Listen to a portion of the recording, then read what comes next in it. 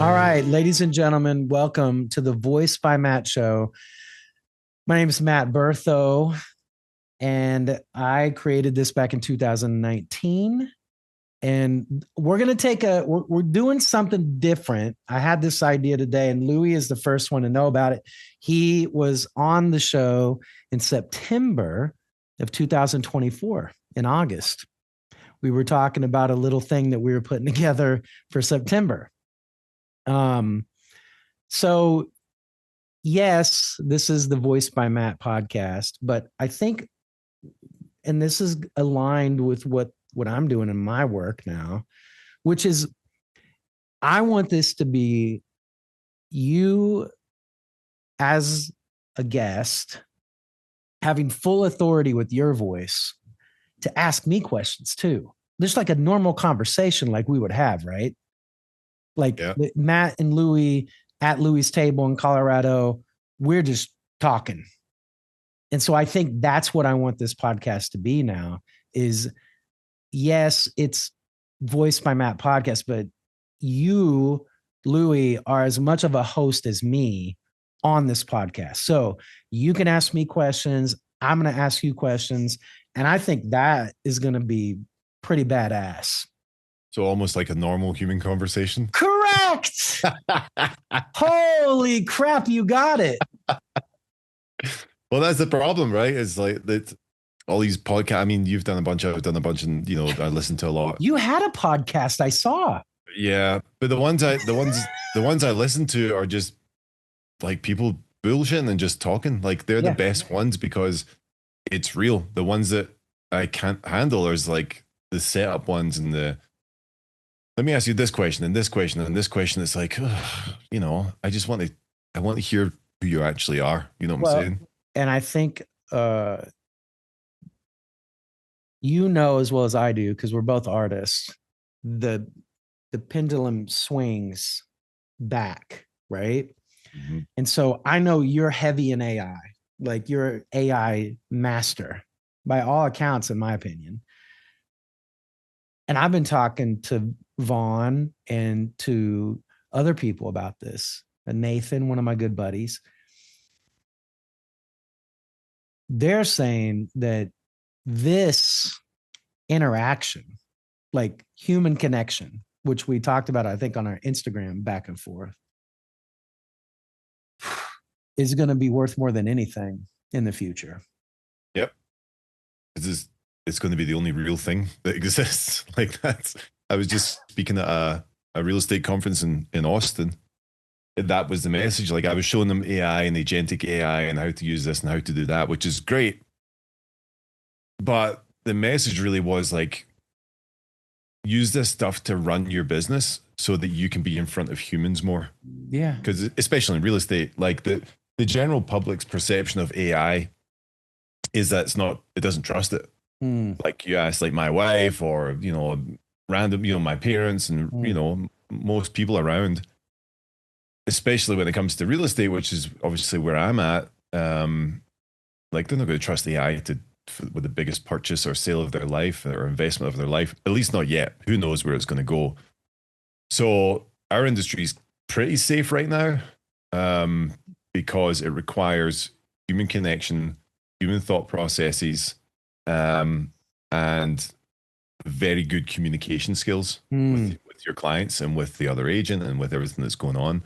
So AI can do 80% of your back end business, but that shouldn't just let you be lazy. It should be like, okay, how am I going to connect with my community? How am I going to connect with people more? I've got time now to go and sit down and have coffee and chat with people. Like that's how people are going to get ahead. If they can be the human in an AI world and landscape, that's how realtors are going to win for sure. And it's the same with a lot of industries too. Well, I think it's awesome that you said that about, you said that AI shouldn't be helping us in a major investment that's one of the biggest investments of our life.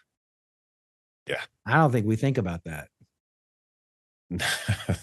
As the buyer, I mean, honestly, I don't think we think about that. Well, it's still the number one way for Americans to build wealth is through real estate. It has been for a long time, probably will be for a long time. So do you want to leave that to like AI? For most people, it's no. So there was a big story, I think a month ago, that went out. Ryan Serhant went Yeah. crazy that he lost a deal because this lady went on AI and asked ChatGPT, "Should I do this?" Yeah. It was a really interesting one, and it was not to get in the weeds of it. A lot of the AI models are different. ChatGPT specifically, what they were using is a yes man. Like, I'm sure you've seen it. If you get on ChatGPT and you're like, "Hey, I've got this idea," it's like, "Hey, that's a great idea. Let's do it." There was actually a case of a guy. I don't know if you ever read this. A guy he cheated on his wife, and he went into ChatGPT, and it's like, "What am I going to do here? Like, how am I going to tell the wife? Like, what's the deal?" And ChatGPT was like, "Well, she probably did some stuff, like it was like it No. was it was pretty much like, bro, chill, you're good. It's probably this bitch, like it's wild." So yeah, in that case with Sarahan, it was a $50 million deal because he deals with huge real estate deals. And what happened was the contract was in place, it was agreed upon, it was getting to the closing table, and both sides went to ChatGPT. The seller went to ChatGPT and said, "Hey, am I getting fleeced here?" ChatGPT was like, "Yeah, you could probably get a better price here." At the same time, the buyer went on and said, "Hey, am I paying too much?" It was like, "Yep, you're paying too much. You could do this."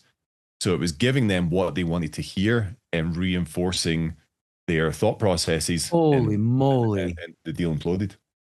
So this is where you got to be so careful with this stuff. Like, a lot of people are using it as therapists and like all this Yeah. stuff is like, dude, this is not this. We're not there. Like, not good idea. Well, and this is kind of where um, our Instagram back and forth started, is talking about that human connection and knowing what is real and who is real and who's fake and phony. Yeah.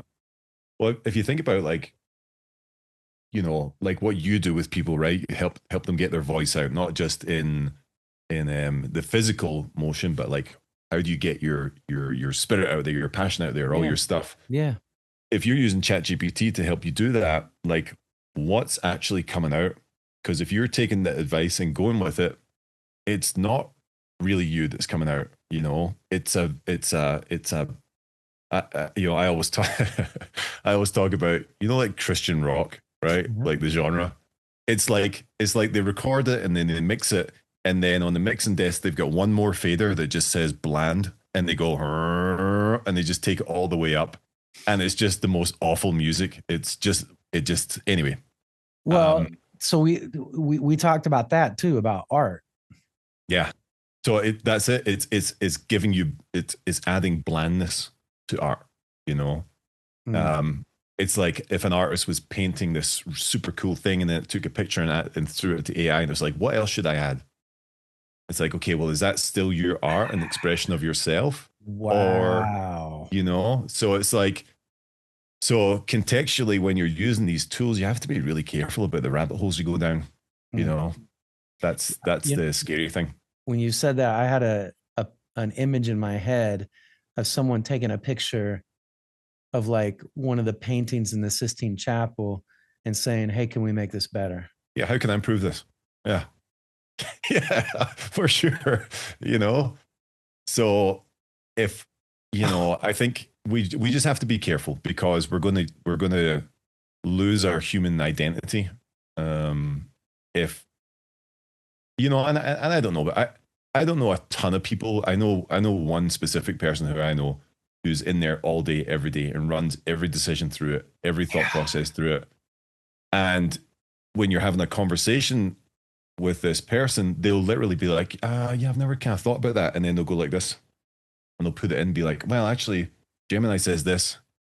And it's like, hey, hey, Well, what do you think, bro? yeah, like, where are we going here? So that's why my kids are not on AI. I think, it's a tool Wow. they're gonna need to learn. But I know a lot of people who have given their kids access to it, and it's kind of like, it's like, Steve Jobs created the iPad and he's like, my kids don't have that, you know? Mm. It's like, because he didn't want that prefrontal, um, whatever it is, brain. Well, obviously I don't have one fully grown yet, but whatever that's called in there, they didn't want that to get squished and diminished with all these other inputs. So yeah, it's crazy, man. So we were talking about you play the drums, I play the drums, and even in you becoming a United States of America citizen, that's recently happened Oh in the yeah. past 2 years, right? Yeah. Um, but there was in martial arts and jujitsu, right? There's a there's a craft, there's a technique, and there's hours of experience that are put into that craft, right? And then it becomes your art. It becomes an expression of Lewi, an expression of Matt, and how we talk and how we play the drums and how we sing and how we make food. I mean, anything, right? Yeah. And then that expression becomes mastery level into where it starts to be fluid. It starts to become flow. It starts to become almost magical, right? You talked to me about the Oasis concert and just how incredible that whole experience was, right? And I don't want to watch a bunch of freaking robots or holograms at a concert, you know? And Yeah. I don't want to watch robots wrestle each other or a robot play the drums, right? Yeah. Um, and there's something to like you're a great teacher, Louis. I love watching you teach because you nerd out on whatever subject it is. Like you go in it and you have a standard, a quality that is very, very, very, very high. And then you are able to teach people in a very simplistic way. It's genius, right? And it's like a robot does not have emotions or spirit attached to it. And I don't really want to learn from a robot, you know, because you're going to teach me knowing who I am. And you're going to say things to me that honestly the robot won't be able to say. You're going to be able to connect to me in a way that I'll get goosebumps or I might cry because I did something I've never done before. Right. those Yeah. those experiences that we've got our whole life from teachers and speakers and presenters, I mean, Yeah. if we don't say something like those opportunities for our kids could go away. Yeah, for sure. Yeah, because you think about, like, when I think about like hearing people talk on stage, right? You and I've, both been a lot of things. Like Yeah, you and I let's were do both it. there. Here we You know, go. when we were both there on, like, when like Ed Milet was speaking at the event we put on, right? I don't really remember any of the, like, like the do this, do this, do this, do this, do this, like a linear thing. I remember the story that he told, and that's what this will never have. It's like Mm. it could find like historical references to teach you things and stuff like that, and metaphors and all that, which is great. But like personal stories that you've either lived through or witnessed, or had a close friend who went through this, like that's the way that I learn. I mean, and it's the way that most people do. It's like, it's, what's funny. I took my youngest kid to the Miami. We're in town with Messi playing the Rapids at the weekend there. It was great. I was with my youngest. We were hanging out. He's a riot. But Yes. we're just walking around. And he was like, "Dad," just out of the blue, he goes, "Dad, you ever been in fights?" What? And I was like, "Oh, this is going to be interesting." And I was like, outside the gym, no. Like I've never been in a physical altercation outside of training Hmm. in all the years that I've done it. That's amazing. And he was like, "Oh, but," he's like, "but you could." beat up these people and all this kind of funny stuff. And I mean that remains to be proven. But I was like, yeah, but like that's the thing. Like when you train martial arts all your life, like you've got nothing left to prove. I don't have to. If someone gets in my face, I don't have to meet them with that same energy. I don't, So it's like, could he have gone into AI and said like, what's the best way to avoid fights? Like, and it would have given them like, oh, do this, do this, do this, do this. But I'm telling him like my lived experience through like, yeah, people have gotten in my face all the time, road rage, drunk people, all this stuff. But because I get out of my system training all the time, and B, just know that because I've done this forever, like, I'm kind of helping you out by by not killing you with my bare hands, I guess. But Yeah. but it's like, because I could share with him that story and that mindset of like, this is why you train martial arts too, so that you're never going to have to get in fights, so that whatever stressful situation or problem that you have to solve comes up, you can start to emotionally detach from it and just see what's going on. So it's all these things that the human element of that kind of storytelling and lived experiences. I mean, that's not going to be, you can't replicate that with an AI. Like I'm sure you remember too when Ed was talking at that event. I remember the story about the guy on the boat, that he had going back and forth, and then he brought all those ex-vets, veterans up to his house and had those conversations. Yep. That's what stuck with me. I don't remember really what he said towards the end of like, you need to do this, this, this, this. But that one story, I was like, wow, that's wild. Yeah. So that's, I just don't think we're ever, we're always going to crave that, I think, as humans. Well, that human connection of him being so humble and having such humility to see, you know what, I could really give these guys a great experience. Yeah. And I want to give back. I mean, that's why we care about Ed, right? And we all have, I'd call it our most aligned self with who we're supposed to be, right? Not who the world kind of constructed us to be with the environment, right?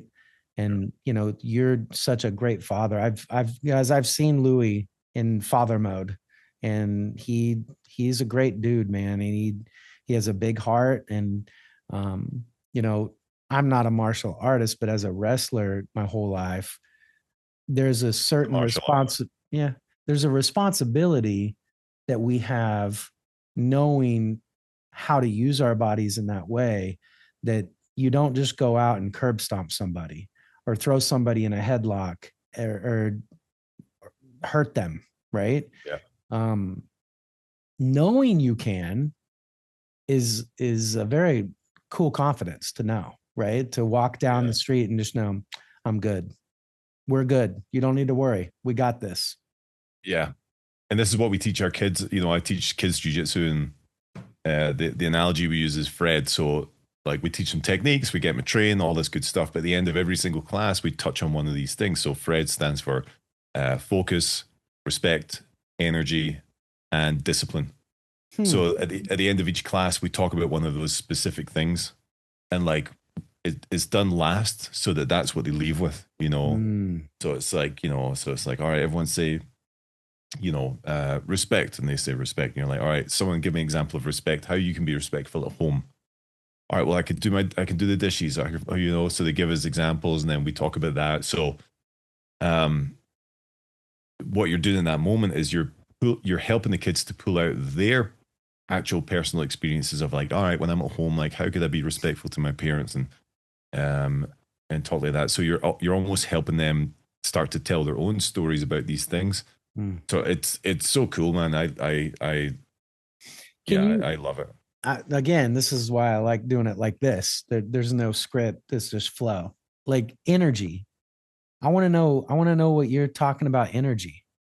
Yeah. So when we talk about energy, we talk about um, obviously the highs and lows. It's like, okay, if you know, if you've got ants in your pants, high energy, like how can we start to control that? How can we start to take deep breaths and bring it down? Wow. When you come onto the mat, like if your energy is super high, how are you supposed to act? We need to bring it down a little bit and focus on this. So it's that kind of things like, or if we've got super high energy, what should we do with it? We should get outside. We should go play. We should go climb a tree. We should go get on our bikes and do stuff. If we've got high energy in our house, should we be sitting playing video games? No, you know. So it's like it's really it's for the kids. It's more like how do you manage these energy? Like if you got super low energy when you come in, you're tired after school. Like how can we bring that up? All right, maybe you're not going to have the best day on the mat, but you can still at least like calm yourself, sit down, and try and see what's going on inside the lesson and stuff. So. So you're kind of finding like a baseline where they're able to function in a clean, not like reactive way. Yeah, because basically, we're seeing energy. Really, subliminally, what we're talking about is emotion. Okay. Right. Okay. It's like, hey, if you're like super high, how can you start to control that? Because there's no good or bad emotion. How do you initially react to it? So like dude, so if you have energy because you had a bad day at school and you come onto the mat, like how can we switch that energy to move into positive atmosphere so that then you can move on, or you don't go home after this and you're being a little shit to your parents. Like we don't say it to the kids, but in a roundabout way. So it's really that kind of energy and emotion complex. Because you know what it's like if you've got super low energy, you're exhausted, and then something happens, like you're going to react in a completely different way. If differently from like if you worked out and ate properly today, and like you're focused and you have this great energy about you. If something happens, you're like, all right, well let's see how we can deal with that. Yeah. But if your energy's in a different place, you might have a completely different reaction and set off a chain of events that goes a completely different way. So, in the world that we're in entrepreneur land, let's get to the voice, the authenticity of people and voice, right? Let's talk a little bit about that. So, there are people that walk the walk and talk the talk, and there's people that just talk and don't have a lot of experience working with people. And I don't know about you, I've heard this a lot, transactional people, right? Mm-hmm. And I don't ever want to believe that, but now I'm getting to the point where there are just people that are transactional, and we got to be like, it's just like AI, right? There's a discernment of who is a human that is a real upstanding, authentic, like portrayal of what they're presenting to us, right? So what is your experience with those kinds of people? Oof, yeah, real estate's flooded with them. Because Wow. you know what's funny? Like the word and term that I hate, that I'm kind of clumped into, is coach. I don't know about you, but I feel like that word used to have meaning, and now it's just bastardized. Like every second person you see on Instagram is a coach. I coach this, I coach that, I coach that.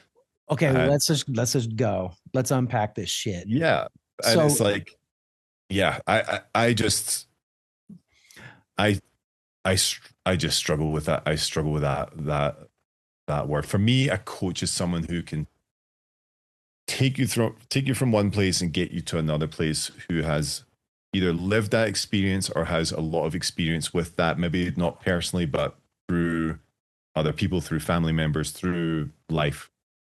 that's for me. If I'm looking for a jiu-jitsu coach, you better have done jiu-jitsu, right? Like, I'm not Right. going to come in and you're a karate guy and I'm like, hold on, you said you were a coach.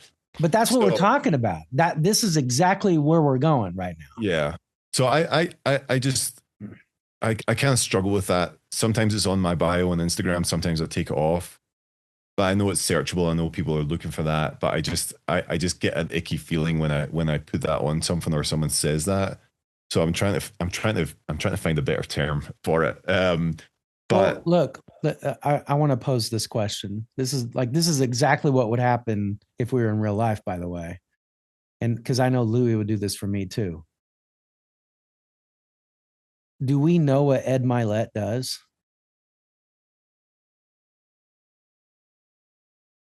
Does he come out and say that he's a transformational coach? No. No. Yeah. It's just freaking Ed Milet. He just does it. That's my point. Yeah, for sure. Right. Yeah. And so the proof is in him. Yeah. We know he can coach. Yeah. And I think there are specific places where it makes sense. So like vocal coach, right? It's a very linear thing, right? Real estate coach is like, oh, what is that? What does that mean? Right? Well, let me tell you what it means today, Lewi. So I get stuck on that. But yeah, it's just become, with the rise of social media and everything that came, like there was a few outliers and stuff, and now everyone's just see like, okay, this is where I can make money here. Yeah. And you've seen, I don't know if you saw that documentary recently called The Manosphere with Louis Theroux. No. It's phenomenal. He kind of dives into those kind of, the Andrew Tates of the world, this guy HS Tiki Talkie, and these guys who are like Wes Watson. Yeah, exactly. So everyone you'd see on Baller Busters, right? Yeah. So he dives into kind of that world, and it's like these people are promising, you just need to be rich, and you need to have this and this and the other thing, and I'm going to show you how to do it. Buy my course for $10,000, and then the course is like, okay, you need to coach people and present this lifestyle. So it's like, it's this whole, just gross business that you're in. So for me, like, especially in real estate, I think if we took 100 coaches and put them in a room and said, okay, the thing you coach, do you have experience in that? Have you lived through it? And do you have success stories of people that you've coached through it? I would hazard a guess that 70%, if they were being honest, would say no. And that's not to say that there's no value in, if you understand something or you know something, you can coach it. Like, it's not trying to put people down, but it's just like, is it if it's just a cash grab, like, gross, dude. Like, I don't want that, like, I actually want to help people. Like, a lot of people give Tom Ferry a hard time. Tom Ferry is the number one real estate coach in the world. He's been a real estate coach for forever. But he's never sold a home in his life. What? Ever. But he understands the industry probably better than anyone. And he's super smart. He's incredibly in tune with what's going on, That's macro, amazing. micro, everything. And he sells it everywhere. And he has thousands of success stories. So, and I actually got on a phone call with him towards the end of last year. No, the year before, maybe Christmas. And we were chatting. And I was like, I just asked him about that. I was like, how do you feel when people say that? And he goes, let me ask you this. He goes, if you had to get life-saving heart surgery and you went into the hospital, would you make sure that your doctors also had a massive heart attack and has gone through this heart surgery themselves? Or would you want the doctor who knows exactly how to fix it and has a track record of doing it? And I was like, oh. So, wow. So I don't think yeah, pretty good. So I don't think it's black and white. I'm not saying that like you have to, be the be all and end all of what you're coaching. I think your intentions need to be right. Yeah. And I think that's what's maybe missing in some places. But it's also challenging, like as a oh, I'm going to say it, but quote unquote coach myself, like, yeah, do I look at like income and like what I'm making from coaching? Absolutely, right? Because that's how I feed my family. So yeah, there is that income element to it, and it's not like I'm a martyr or doing it that way. But I think you need something underneath it all, you know, to make it real. So yeah, so it's my industry's filled with them. It's tough. Where did you get this? And we've talked about it a little bit before, but um, this discernment of, and I know it's constantly being, polished and fine tuned, even at our age, that we keep getting older. Like, and I feel like it's getting stronger. Like, what is real, what is not real. Um, but you've made multiple jumps in your life, in your, like, you've had multiple big changes in your life, Lewi, like, and you always have landed on your feet with being this same guy that cares about people, that loves people, that, again, like, watching you as a father, I was like, man, this guy is such a good dude. And um, where where where did you get that? Like, where did you learn that?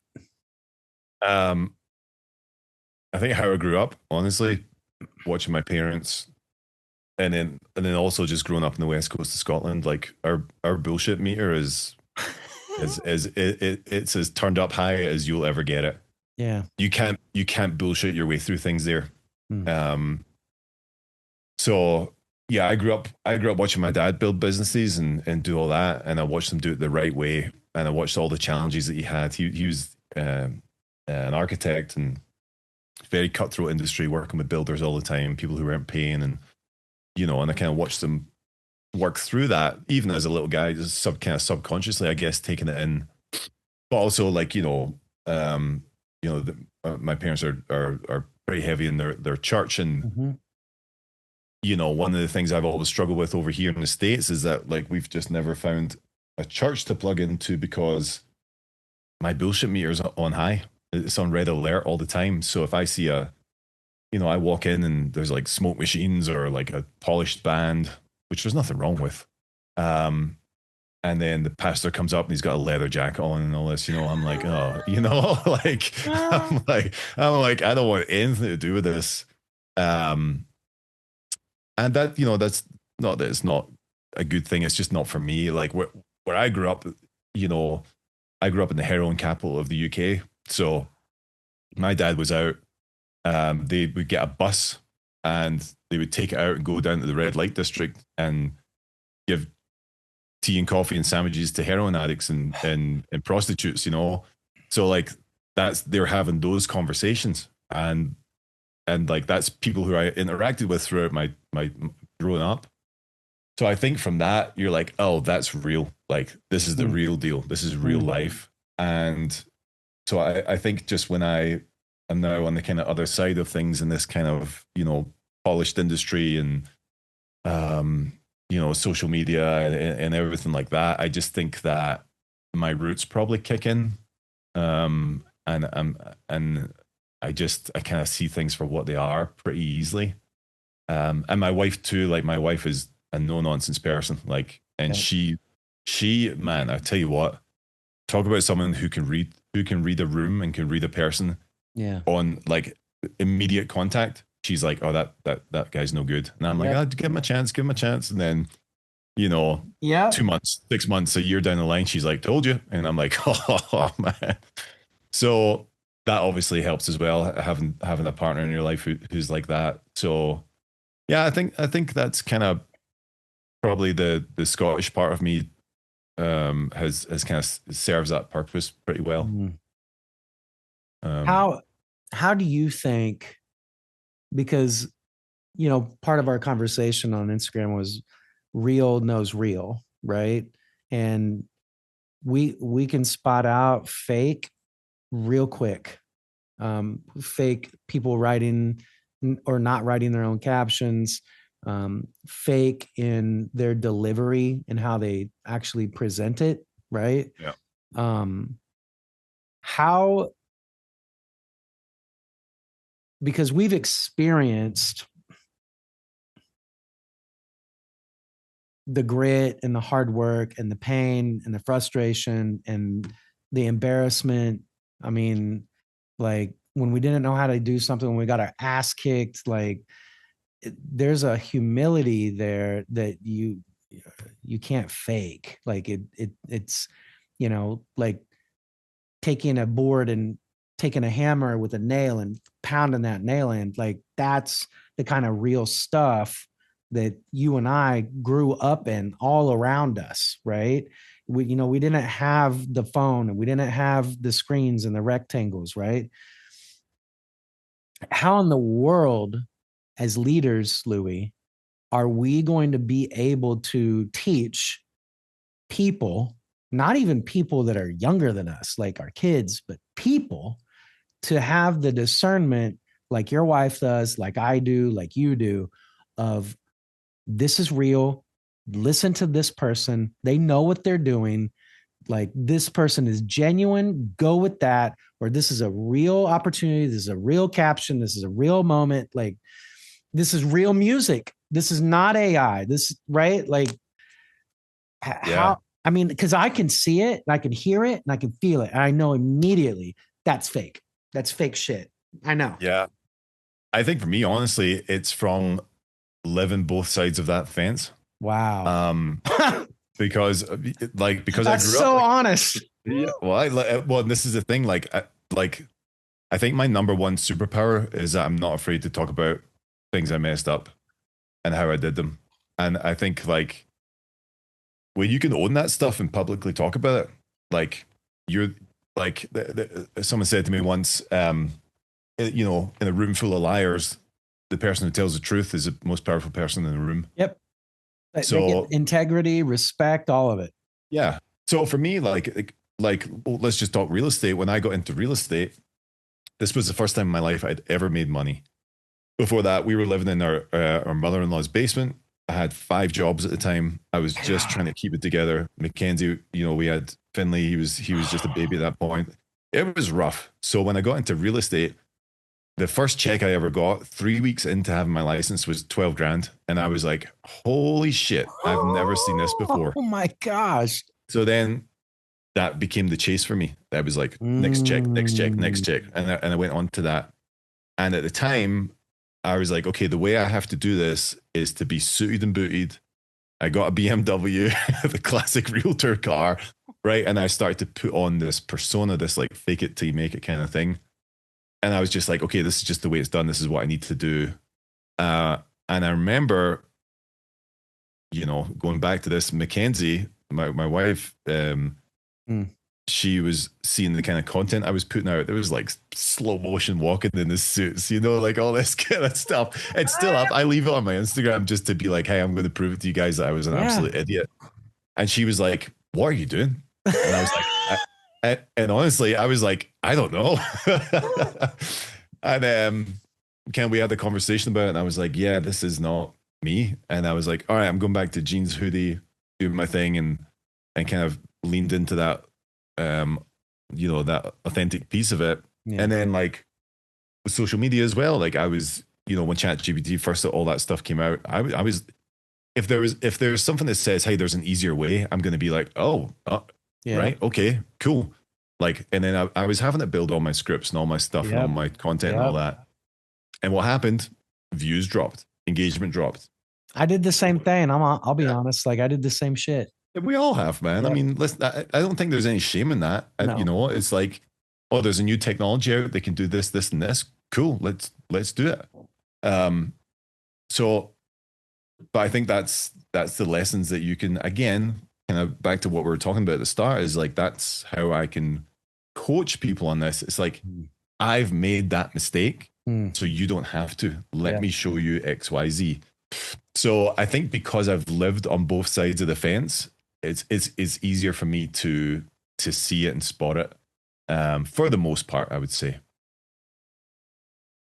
So people need to definitely have some experience in having AI write a script for you and kind of look at it and, and then maybe write your own idea about it. Yeah, I And mean, how do your kids learn anything? You got to let them make their mistakes, right? yeah, You got to let them make mistakes, and I think you have to give yourself enough grace to make mistakes. And it's like, all right, cool. Like that wasn't a thing.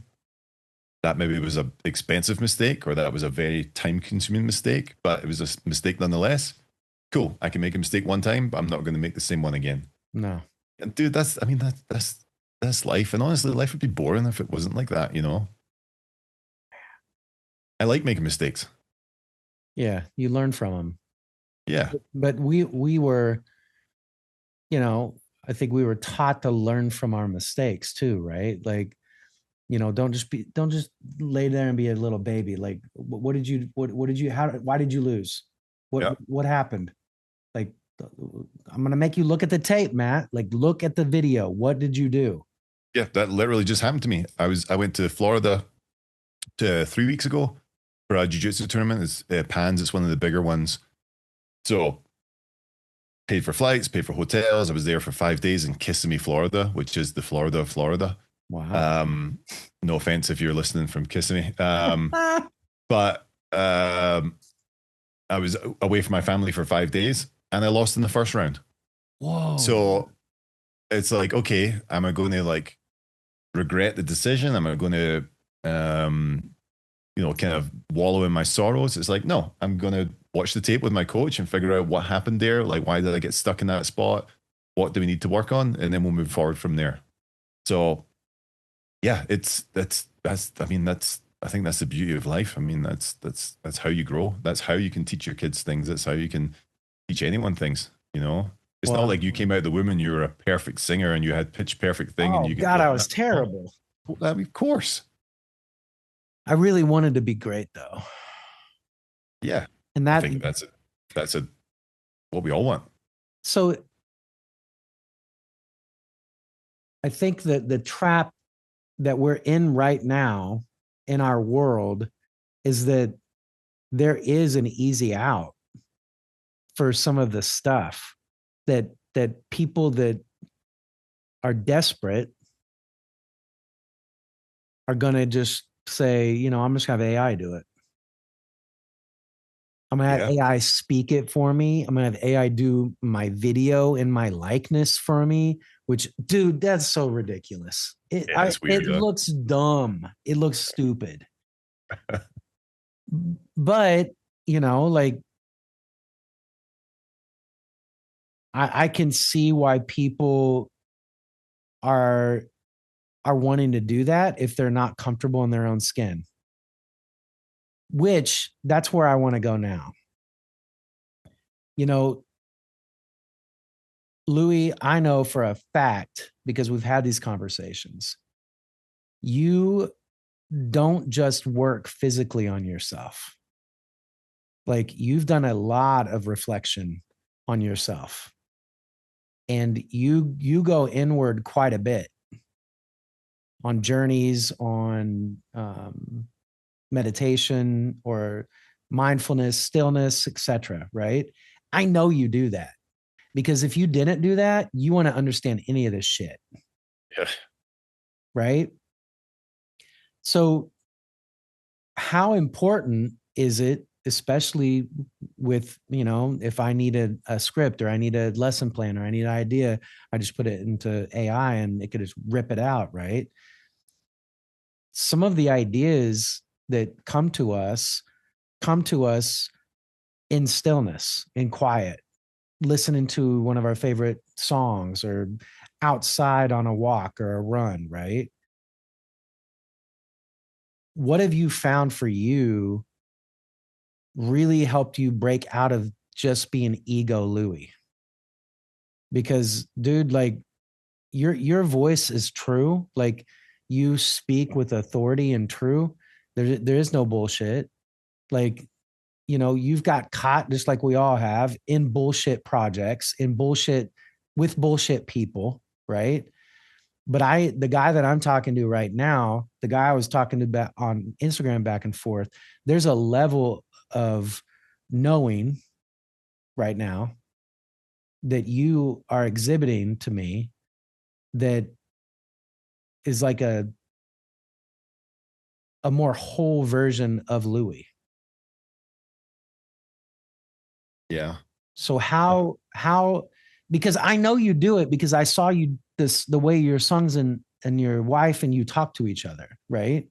But that's the part that nobody knows, that nobody talks about. Yeah. Yeah. Um, I get that part all started, I guess, when, um, this was back towards the start of real estate in the first couple of years when I was just chasing the money and doing all that stuff. Mm.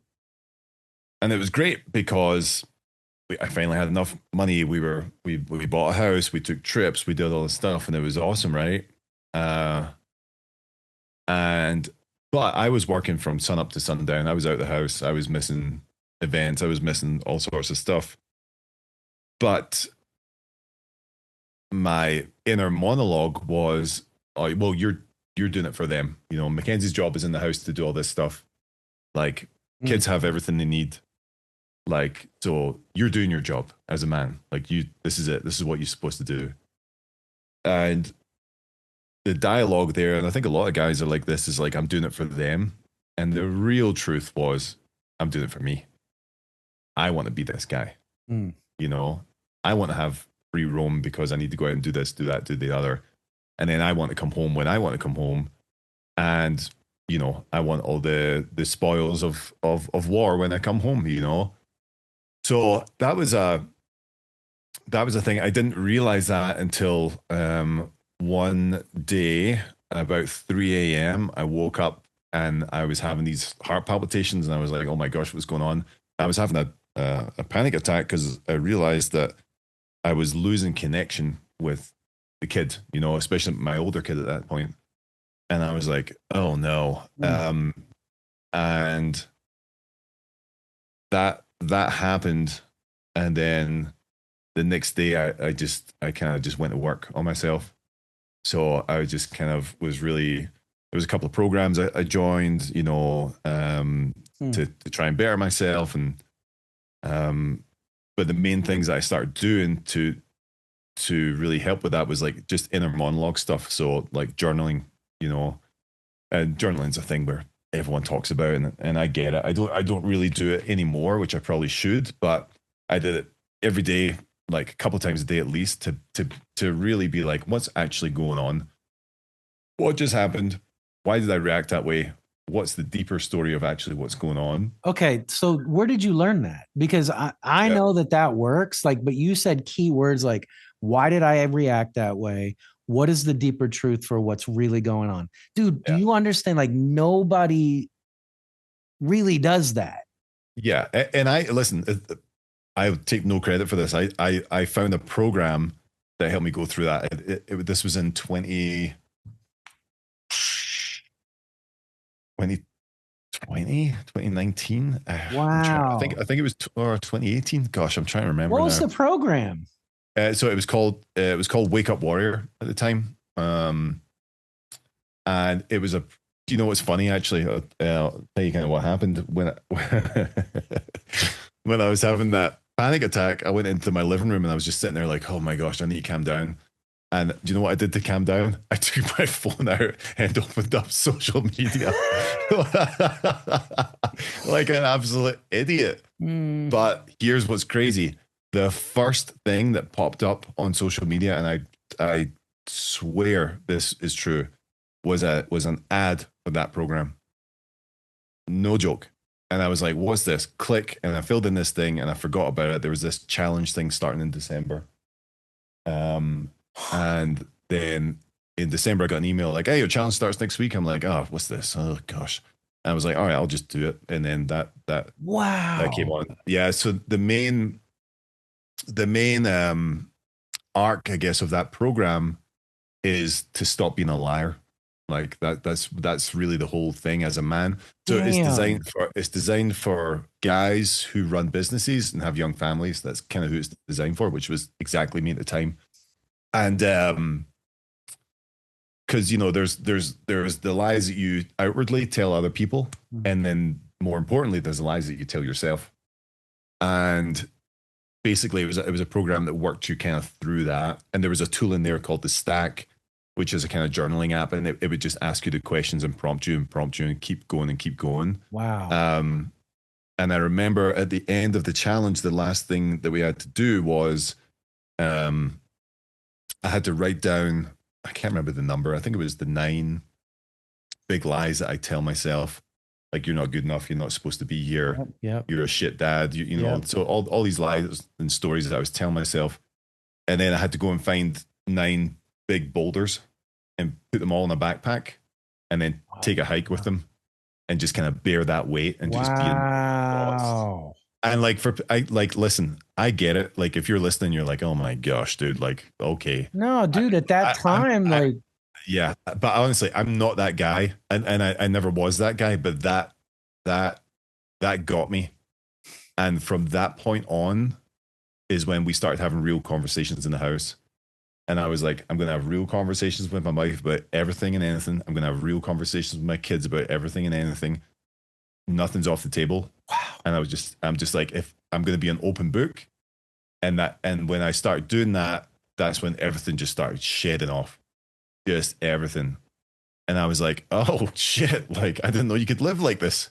Man. And then subsequently, what happened was my marriage and my family life went, my business went, my physical health went, like, everything just went like this. And it was wild. I did the program for 3 years. And yeah, I mean, I don't want to sound dramatic that it's saved my life, but it definitely altered the course. Who was the teacher? It was a guy called Garrett White. He's a pretty polarizing guy on social media. Okay. But everything you're saying is like on the money.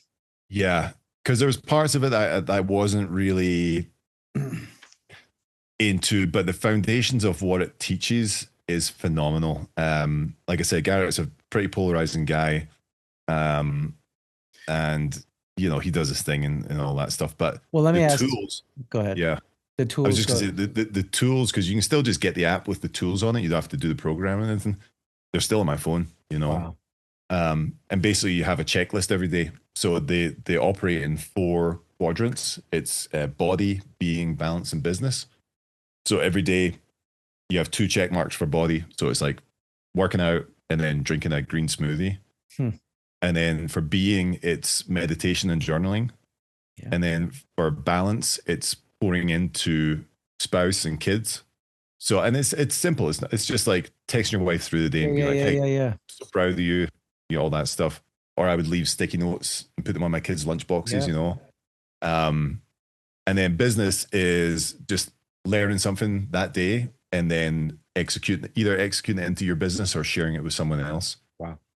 So you do that like every day for 3 years. I mean, that's going to change you, Well, it evolves you. I mean, it really makes your whole self, your authentic self, your true self, all the buzzwords, but like you are a more complete version of the true nature of Lewi. Yeah. To the point where what's hilarious is that guys that I know, who I respect, who I would look up to, would reach out to me and be like, hey, what is it you're doing? Like, can you help me? Like, how am I supposed to talk to my wife about this? And I'm like, why are you calling me, dude? Like, what? I'm not the guy, You are though. Yeah, I mean, maybe, but it's just it's just kind of weird that I kind of got to that place. But I mean, it was a lot of work though, man. It's not just checking boxes. It was, but there was a lot of tough days and tough weeks, and it's still messing up all the time, but just having a pathway to be able to get back on track quick. Well, and the awareness too. Yeah. Of man, I'm not doing this right.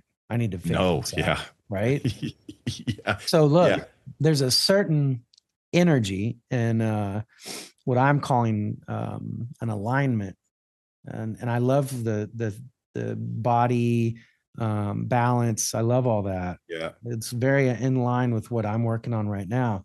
Um, that being said, I've done a lot of that work that you're talking about, tons of Yeah. that work. And I mean, it super sucks. It's hard. It's like taking your ego and just punching it in the face like over and over and over. And you're like, oh, I'm good. And then something pops up. It's like, oh, here we go. I gotta dive into this. But there's a knowing to know like Louis a real dude. Matt's a real dude. We are connected in that because we know that about each other. All right. I'm getting to the point now where I don't want to work with people that have not done that work, that are not accepting of thinking that they need to work and grow in that way. Because if we don't, then we're just a body with the ego. That's it. We're like a half version of who we could be, which I've lived that guy. I was that guy for years. You've lived that guy. You've been that guy, right? So how do, man, we could go on forever about this. Oh, I'm down. How do we educate or tell somebody, it's like I think the mainstream version of saying it to someone is I'm not vibing with this. I'm not in line with this, or I'm not vibing with what you are bringing to this table, right? So I'm curious, like you said something very good, which is something I'm teaching also, which is truth over denial instead of denial over truth. And that truth is telling ourselves the truth. Hey, Matt, you need to go freaking do this. Quit freaking denying it and being a little baby. Like, do the thing, right? So, are you connecting with more people that are in that same frequency with you, that same vibration with you, that that are more complete whole version of themselves? Or are you finding yourself trying to pull people up to where you're at? Um, I think it's definitely a bit of both. I think my close circle of people are kind of on that path. Yeah. Because I mean that's one of the hardest things I had to do was to shrink my circle. Yeah. I just knew that there was a trajectory that I needed to be on, and to stay on it, there was just luggage and load that had to be shed. Yep. Which sucks and it's tough. And this is like, I mean, I'm talking about like long term friends and stuff like that. But at some point, you have to realize that, you only have one life, and your job is to make an impact and also be there for your family who you've chosen to create. And that's the number one priority for me. So, yeah, it was like, who do I really want around my kids? Who do I want in my house? Where do I want to be going? What types of behaviors am I accepting and not accepting? What kind of belief systems am I accepting and not accepting? And it's kind of ruthless, but like I just had to do that. Yeah. But I think I'm lucky because, I'm in the jiu-jitsu gym 5-6 days a week. And the beautiful thing about jiu-jitsu and a lot of martial arts is that you get people from all walks of life. Yeah. You get high paid lawyers and people who have your shit together. You have like just people who are just falling apart and all this stuff. And it's this great spectrum, like this equalizing spectrum where as soon as you step on the mat, everyone's the same. So I find myself in a lot of really good conversations with some of the younger guys there and stuff like that. So I love all that piece of it. But I think for me, the big lesson was really guarding my time and guarding my energy and who actually gets that was a big one. And yeah, it's a it's a challenging thing to do, but I also like, because there's that saying of like who you surround yourself with, who you're going to be and all that. And like, I buy into that for sure. But also at the same time, it's kind of boring if you only hang out with those people. Like, like, Yeah. because you and I have both joined like high achieving mastermind groups and all that kind of stuff, which is great. It has its place. But it kind of goes back to my thing about churches. Like here, if I'm in a church with the same people at the same level and same all this kind of stuff who think exactly the same about everything, it's kind of boring. Like I also want the real shit. Like I want to connect with people who are also like I struggling like with this that. that I've never struggled with, or Yeah. like have a whole different view on life. Because I'm a curious person. Like I want to know like how people think and how they act. Well, it's Not that I'm going to, challenging. It's challenging too. yeah, for sure. It's not that I want to get into those behaviors, but I also I don't just want to be this guy who's cut off from everyone because he thinks he's high and mighty, or No, I've achieved this enlightenment, and no. like if you're not on this level, then you're not in my life. So it's a constant kind of seesaw um thing. I think there's opportunity to help people You're right. and help them give the tools. Well, Uh, and I think where you're at in your life as you're a leader, obviously, Lewi, and and I'm a leader. And being how old we are with the experience that we have and what we know, it's our job and responsibility to let people know their gifts and let people know how they can get better, right? yeah. We can't do it for them. Yeah. That's one of my I think one of my favorite things to do in life is give people words of encouragement. Yeah. I just love it. It means a lot from you I because it's love true. I love it. I because I think because I do have a good bullshit meter, even if someone's maybe acting a certain way or doing certain things or whatever, like I can still see it. I can see it in there, and if I can just give a little word, like who knows, it might go somewhere, it might not, but like I love doing that kind of stuff, which sounds kind of preachery. Well, This is a struggle. Like this is like I don't know. I get in these conversations and like I know how far I've come in my life to take myself there, but it's like you have to be very careful. I think when you're getting to a position or where you're kind of starting to figure out life that you don't, it's not you're not like ever like looking down or judging yep. people or because Yep. it's easy to fall into that trap. Yes, it And is. I've done it before, I've and done it's it like too. it's so easy to do it. Well, And and that's we why, you we know, push people away. yeah, and I hate that. And like I probably won't ever listen to this podcast, no offense, just because like not the other episodes, I'm talking about this episode. I know a lot of people listen back because sometimes I even just listen to myself. I'm like, oh, oof, what a dick. I think that's that West Coast of Scotland piece of me coming out like, who's this Well, trumpet? look, like what you've done to help yourself is what a lot of people need to do. Yeah, I would say everyone can benefit from that for sure, and everyone's got a completely different journey than I was on. Um, I think especially guys though for sure. I think one of the big problems now is that um, the people who post on stories every single day, and it's like inspirational quote, inspiration, and you're like, bro, you're in trouble. Like I can see it. You know what I mean? Like you're not fooling anyone.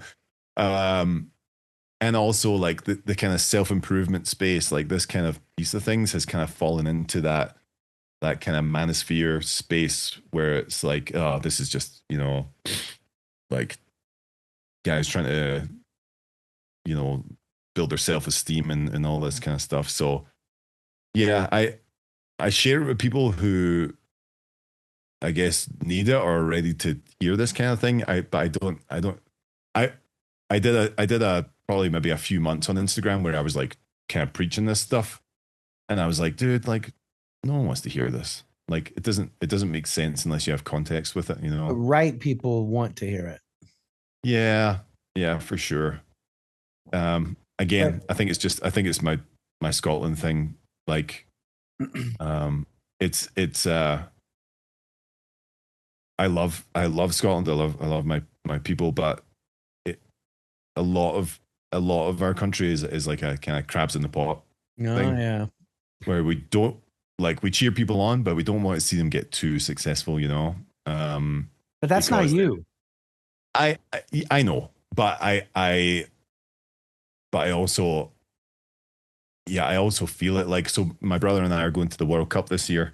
Oh We're man. going to see Scotland play in Boston, and there's Sweet. like yeah, it's going to be great. But there's like 100,000 people coming out from Scotland, and my brother's like, hey, there's a ton of people from our old high school coming. We're going to do a meetup, and I'm kind of dreading it a bit because I almost like not that I feel embarrassed, but like I feel Hmm.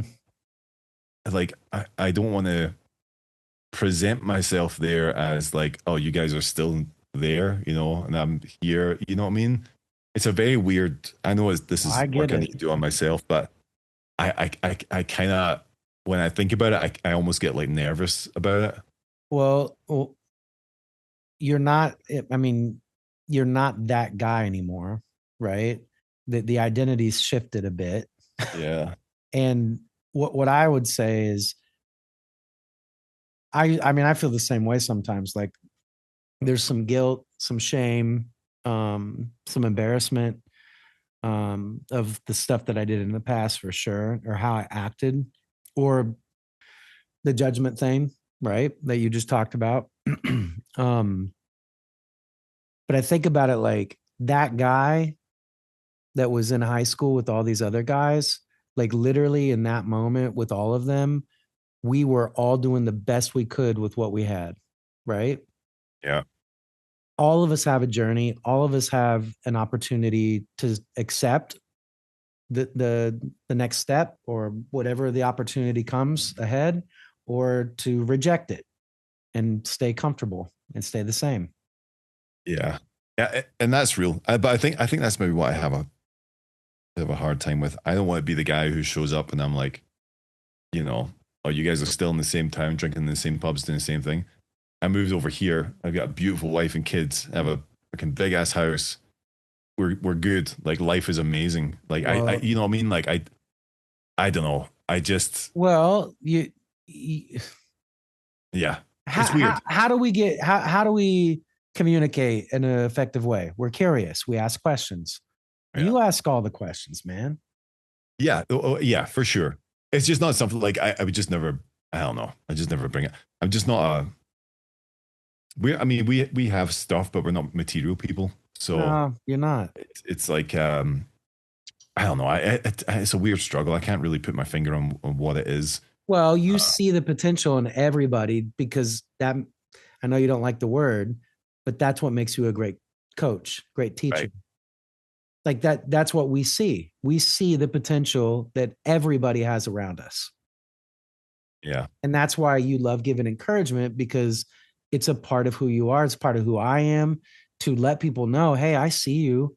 Come on. Like you can do this. Yeah. But your friends and my friends, some of my friends from my hometown, they didn't have a lot of people that told them that.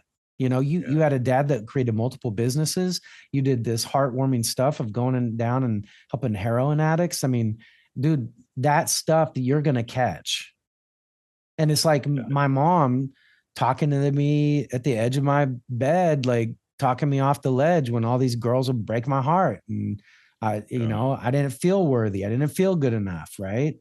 And then later on, when us three boys graduated high school, Louis, she became a professional therapist. She went back to Oh, school really? and got her therapy degree. And so literally I had a professional therapist my whole life to Yeah. talk to me when my dad wouldn't talk. Yeah. That's huge. So it's like we were very blessed to have, like you said, the upbringing that we did. And all of my friends that I grew up with were so talented, so freaking talented. Like most of them were way more talented than me. All right.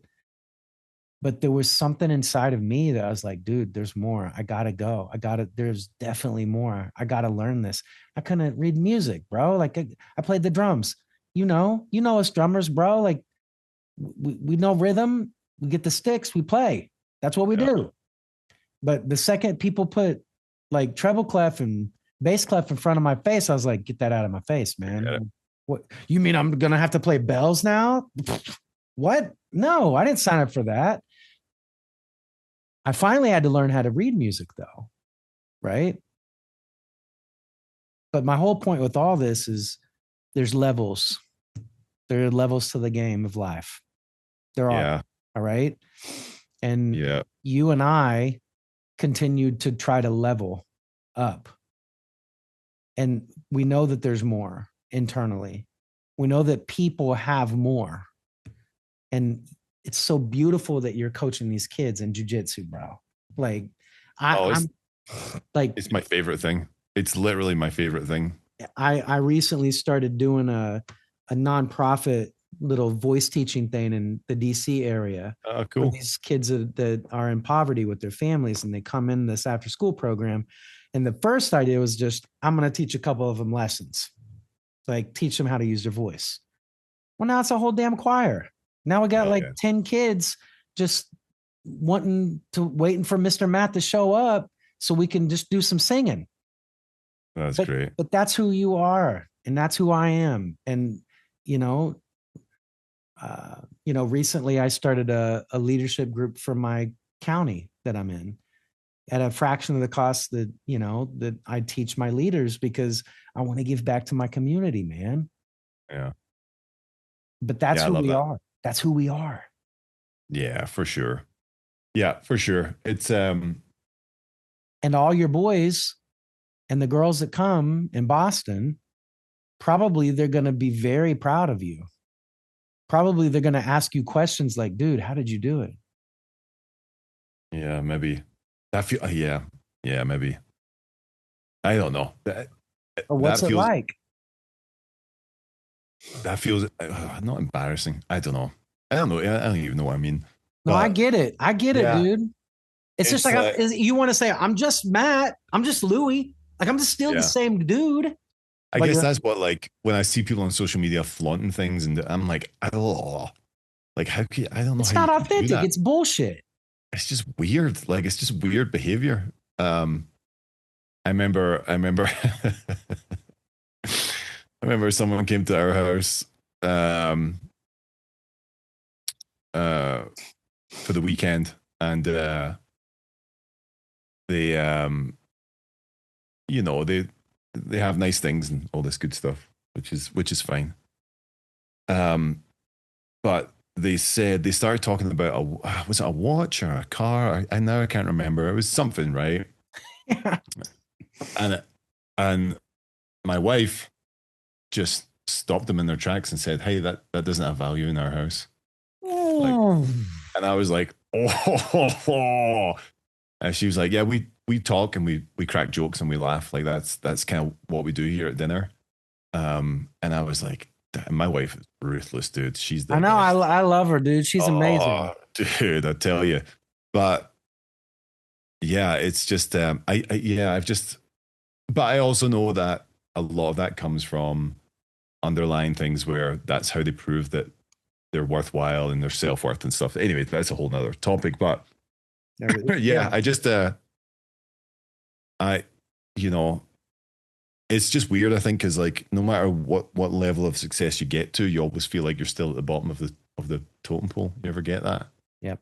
Because you're watching other people, and it's like you're always opening these new doors, and you're like, oh, it's not enough, and you're like, Mackenzie and I just talked about this actually a few weeks ago, because I'm launching this new company, and congrats. Yeah, it's awesome. It's a agentic AI for agents. We've been talking about AI. It's an AI company for agents. It's different though, but and I was like, okay, this is what it could do potentially. We just talked about, and then we were just talking about like, well, what's enough? Like, what's enough money? Yeah. Like, yep. Because like one of the partners was like, okay, it could go here, could go here, could go here, could go here. And we were just like, all right, well, at what point do we just call it? Like, Yeah. like I don't need all these. Nope. I don't know. There's just a whole, Well, I there's a think, whole, I mean, for me, it's I want to pay off all my debt and be able to take my boys and my family on Angela on a good vacation every once in a while, yeah. and spend time being able to go to all their things, not missing anything ever. Um, Well, that's the thing. It's like people build businesses and run successful businesses at the cost of not doing that stuff. And I'm like, I'm not living that well, way. I was living that way until I your, figured all this stuff out, but like, your, that's not my thing. your kids will end up resenting you. Yeah. Life is awesome right now. I pick my kids up Tuesday, Thursdays from school and we drive and go to jiu-jitsu. I spend breakfast time with them. We spend after school together, Hmm. and it's like that's where it's at, Yep. because my oldest is 14 now, so I've only got a few years left until Yep. he's out. Um, so it's like, okay, do I want to like be working all the time, or No. do I want to be spending time with him all the time and like teach him mistakes and Yep. have a good laugh and do his thing? So Well, and yeah, at that's kind some of where I'm at. point, you're going to be able to teach him some of these really valuable lessons that you had to learn later in life and talk to Yeah, him, right? yeah, for sure. Well, So Louis, this has been awesome. yeah, This is a great way to bring the podcast back. yeah, I know we've kind of been all over the place, so that's just the way my brain works. It's going everywhere. I It love turned it. in it turned into a bit of a therapy session for me. So thanks, Matt. Appreciate it. No, Bring your mom on next time so she can help me out. oh man. No, I appreciate your honesty and um you know there in the entrepreneur world, everybody in life, there are a few people that you're gonna like hold on to in your circle, right? And I can say Louis for me is somebody like I can just message or text or call and just be like, dude, this is what's going on. And no matter what, he'll message back and text back or call back or say, I have time for you in this moment, right? And I'll do the same for him. And he knows that. But there are very few people in the world that are excellent communicators like Louis. And it's just true. And, I heard Ed talking about it the other day, like the gift and the skill set of being a great communicator, that's what's going to help all of us in the next 20, 50 years, right? Yeah, I agree. It's never going away. It's just never going away. And thank you for being you and for doing the work you've done and continuing to give back to these kids, to the people around you. Um, you know, you are a guide, you're a shepherd, you're a coach, right? You're a leader. Um, and I think people like you, I would love to have as a coach in jujitsu or a coach in something, right? We look at like Rocky Balboa's coach, right? Mickey, just, he told you like it is and gives you some tough love, but he's always there. Yeah. And that's the way we grew up. Those are the coaches I had. I know that you probably had some of the same coaches. Um, but thank you. Do you have anything you want to end with? You want to close with? Um. Yeah. No. I mean, listen. Yeah. If you guys need anything, like hit me up. Reach out. Like, I'm always available for good people. But uh. Yeah. Yeah. No. I think it was great. It's funny. I do these podcasts and talks and all that kind of stuff, and they always get into the serious side of things. Like, and it's funny because like I'm a silly goose. Like I'm a class clown jester. But these podcasts always bring out like the serious side. But I dig it because I don't really get a ton of opportunity to go like deep into stuff. So um yeah, I appreciate it. But yeah, I think for me, like, yeah, if you're struggling with stuff, and you know, if you are in a place that just isn't working, like just like find something. It was the journaling piece that really helped me get my thoughts out and stuff. So just, you don't need anything fancy, just get a piece of paper and just write down what's happening and going on, and then go from there. And then on the AI front, I think the last thing I was going to say on that would be like, don't use AI on the front end to give you ideas, but you can certainly use it to open up those ideas. So if you have ideas, if you have things going on, give it that, and then you can start to extrapolate more thoughts and more pieces of it that you might not have thought of. So that, yeah, because I know we went down a kind of negative AI rabbit hole, which is fine. But that's the way I approach it. I don't go there and be like, give me an idea for something. No. I have the idea, I have the thought out, and then I'll feed it into that and let it kind of extract more in there. But yeah, no, dude, it's awesome. I love that you're going in this direction. Yeah. Yeah, I just love kind of real conversations like this. So I appreciate you, man. All right. Well, we will air this soon. And thank you guys for listening. And please go follow Lewi on his Instagram. He's a good dude. And we need more good dudes out there shining the light and spreading truth. So thank you, Lewi. You're welcome. Have a good one. All right.